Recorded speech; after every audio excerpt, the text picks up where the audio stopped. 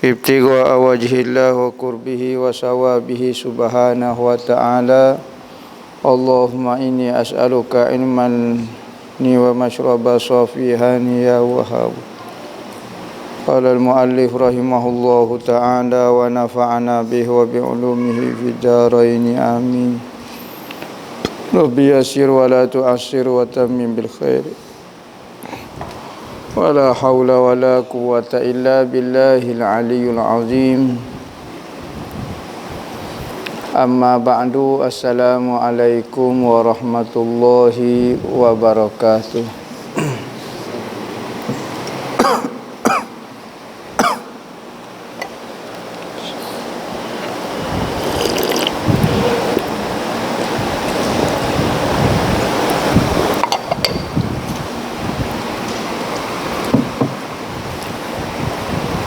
Berkata Syekh Abdul Samad Al-Falimbani dalam kitab dia Hidayatus Salikin fi suluki maslakil muttaqin, sehinggalah perkataan dia kat mana?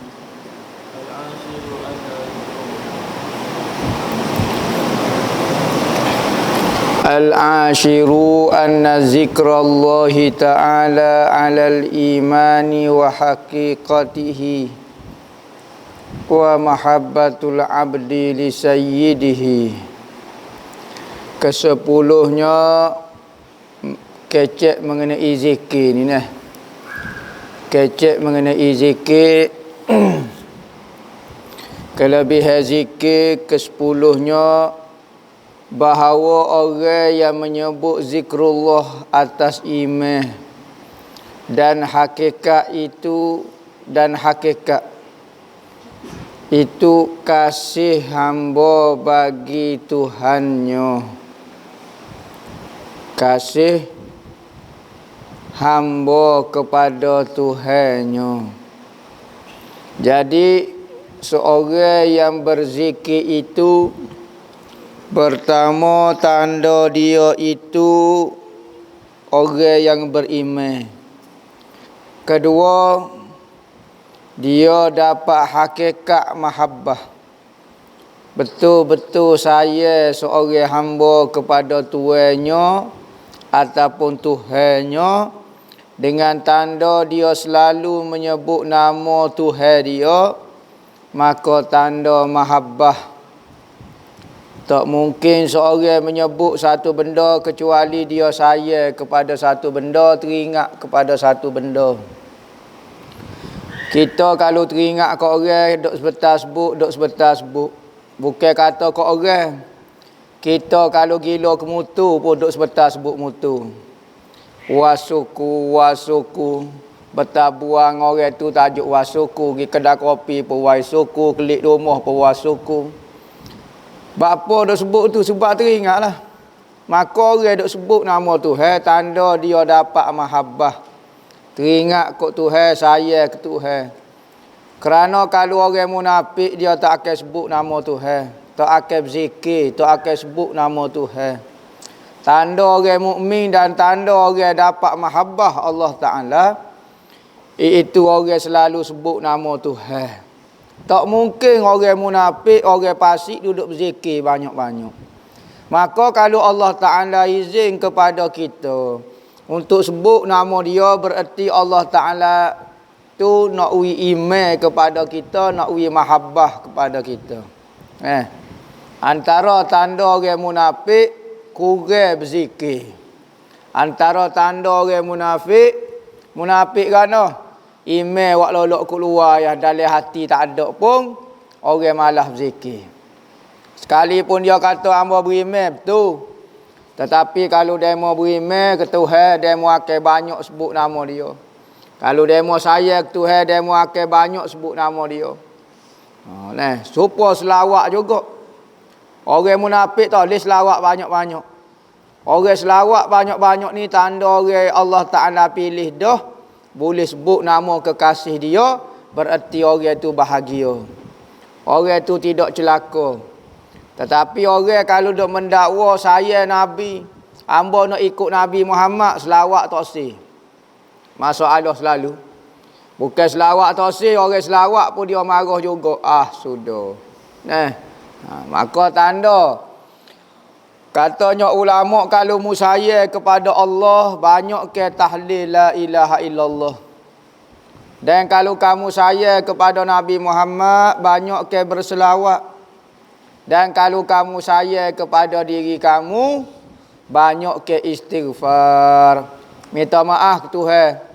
Kalau kita saya diri kita takut kena pekung dalam api neraka, okey minta maaf dengan Tuhan awal-awal lagi. Astaghfirullahalazim. Astaghfirullahalazim. Tanda kita saya diri kita. Tanda kita saya kepada diri Nabi Muhammad, selawat banyak ke dia. Tanda kita saya ke Tuhan, banyak sebut la ilaha illallah. Kesebelah hadiyata asyar annaha bara'atun minallahi ta'ala minan nifaq. Kesebelah ni kelebihan berzikir. Berzikir ni bukan benda sia-sia, kelebihan. Orang malah berzikir ni orang tak sih kelebihan. Orang duk marah orang berzikir, orang tak sewi orang tu dapat kelebihan di sisi Tuhan. Gapo dia? Bahawa zikir itu satu kelepasan kebebasan daripada Allah Ta'ala, daripada munafik. Orang boleh berzikir, tanda orang tu bukan orang munafik. Orang munafik tak mungkin boleh berzikir dengan zikir yang banyak. Jadi kalau orang tu kuat berzikir, insya-Allah dalam hati dia tidak ada istilah munafik. Kalau orang banyak berzikir, tak ada munafik dalam hati dia, betul dia nak beriman sungguh dengan Tuhan, betul dia saya sungguh dengan Tuhan, betul dia saya sungguh kok Nabi Muhammad. Zikir ni sama ada masuk selawat pun zikir, apa sahaja dalam bentuk zikir, tanda kita ni betul-betul beriman. Saniyata asyar yang ke-12 annaha hirzun minasyaiton. Kedua belah kelebihan zikir ini memelihara daripada setan. Setan ni banyak, setan ni ramah. Kita lupa sikit berzikir, dia mari cocoh lalu ke dalam hati kita. Setan ni mula-mula dia cocoh, katanya ulama sama besar dengan lembu. Sama besar dengan lembu dia mari. Kuat dianya. Mari nak goda manusia, maka apabila dia kita berzikir, dia akan jadi kecil supaya burung cak ciuk. Asal mari sama besar dengan kubah mari. Mari nak goda kita, tetapi apabila kita berzikir, maka dia koh lemah, koh kecil sehingga jadi besar burung cak ciuk. Setan ni dia tunggu masa peluang kita. Dalam masjid pun dia goda, dalam surau pun dia goda, tengah semaya pun dia goda, kerja dia dah. Maka apabila kita berzikir, setan koh kecil, payah nak goda kita. Tak usahlah nak mujahadah kalau tak ada zikir, tak ada kekuatan nak lawan setan. Saya nak lawan setan, saya tak usah dengar kata setan, tiba-tiba orang suruh berzikir malah. Dia mau berzikir, tak, saya nak lawan sendiri. Nak lawan lagu mana lah setan jadi kuat, kena berzikir baru setan lemah. Maka sebab tu kena ada zikir. Lepas tu dia buat jahat lagi orang berzikir tu, nafsu dia tak lawan. Ya benda hak buat jadi jahat ni banyak. Hak besar sekali adalah nafsu jahat kita. Diri kita hak jahat tu, dia ada pengaruh diri jahat dalam. Maka diri jahat ni kena ajar dia, sapalah dia jadi baik. Nafsu amarah, nafsu jahat ni kena ajar dia, lama-lama dia akan jadi nafsu mutmainnah, nafsu tenang, nafsu wali. Tak ada masalah. Tu nafsu. Kalau tak ada zikir, kalau ada zikir pula tambah dengan zikir, setan pula tak mari dekat. Maka nafsu hak jahat pun tak ada, setan pun tak ada, maka tindakan dia semua berpandu belaka. Firasat orang mukmin itu, Nabi kata ittaqu firasatal mu'minin fa innahu yanzuru binurillah. Takutlah kamu firasat sengkoe orang mukmin. Orang mukmin lagu mana? Ha ni. Hak tak ada nafsu jahat, hak tak ada setan, takutlah sengkoe pok dia, firasat pok dia, sesungguhnya ia memandai dan melihat sesuatu benda dengan cahaya Allah. Binurillah, dengan cahaya Allah. Maka teka dia tu tepat, ramalan dia tepat, kerana dia bukan tengok dengan nafsu diri dia, bukan dengan akal ke apa dia, tengok dengan pandangan nur bimbingan daripada Allah Ta'ala. Yang ke-salisata asyar annaha hirzum minan nar. Ke-13, apa dia kelebihan zikir ni? Memelihara daripada api neraka.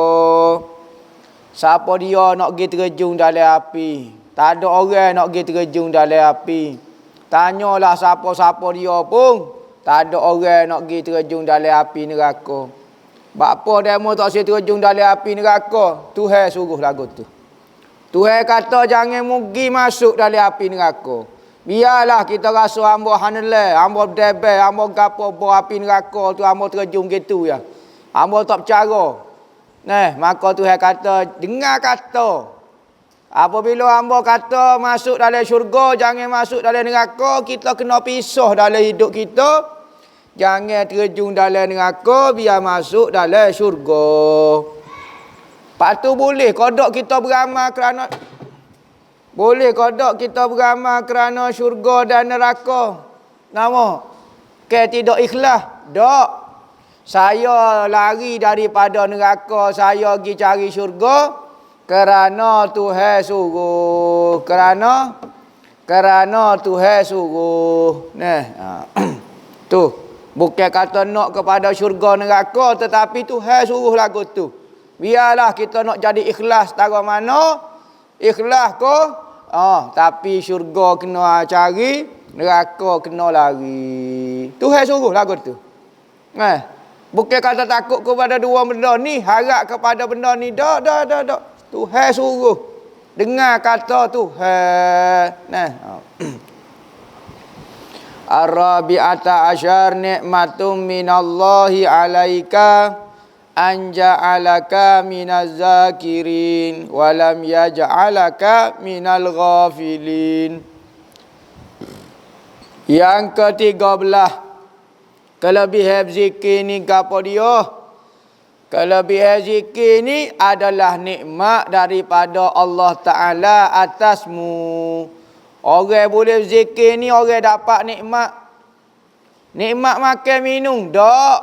Bukan nikmat ni makan minum saja. Makan minum tu betul nikmat. Tetapi nikmat boleh berzikir pun satu nikmat juga. Kita boleh sebut nama Tuhan ni satu nikmat juga. Bapa saya berzikir rasa tak nikmat? Sebab hati kita terlalu kotor. Siapa sebut nama Tuhan pun rasa tak sedap. Sebut pitih baru sedap. Bapa? Kerana barang kotor, dia akan suka sebut benda-benda kotor. Barang bersih, dia akan suka sebut barang-barang bersih. Gako, kalau hati yang kotor, suka sebut pitih, suka sebut harta, suka sebut dunia, suka gapo. Zikir Tuhan tak suka. Tetapi apabila kita ini hati bersih, sebut nama Tuhan tu rasa seriang, rasa sedap, rasa nikmat. Maka sebut nama Tuhan ni nikmat, dia kata, hamba tak rasa tak apalah, tak rasa kau hak penting dia tu nikmat. Sopo tomie lah, tomie sedap. Orang tu makan, oh sedap tomie ni. Gi makan pula seorang lagi, sedapnya tomie ni. Kita pun kelik buku, kau orang sakit di rumah. Wak kelik tomie tu kepada orang sakit di rumah. Orang sakit di rumah kata tawar hebat lembab. Tak sedap weh. Hamba beli hak sedap sekali dah tomie ni. Ai guano demo rasa tak sedap. Ambo sakit ke? Demo sakit. Padai rasa tak sedap pun. Padai tak sedap nama Tuhan pun sebab demo sakit.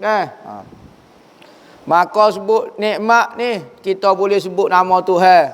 Kita boleh ngaji, kita boleh beriman dengan Tuhan. Nikmat lagu mana? Nikmat yang bersambung kepada syurga.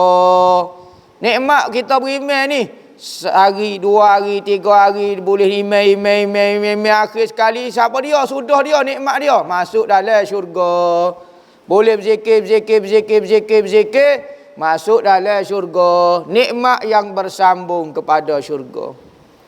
Dia kata nikmat Tuhan menjadikan engkau daripada orang yang menyebut nama Allah. Dan dia Tuhan tidak menjadikan dikau daripada orang yang lalai daripada menyebut nama Allah. Ada orang Tuhan wi harta. Ya, nikmat harta. Ya. Tetapi Tuhan tak izin dia untuk semaya. Tak semaya pak tua kawan tu.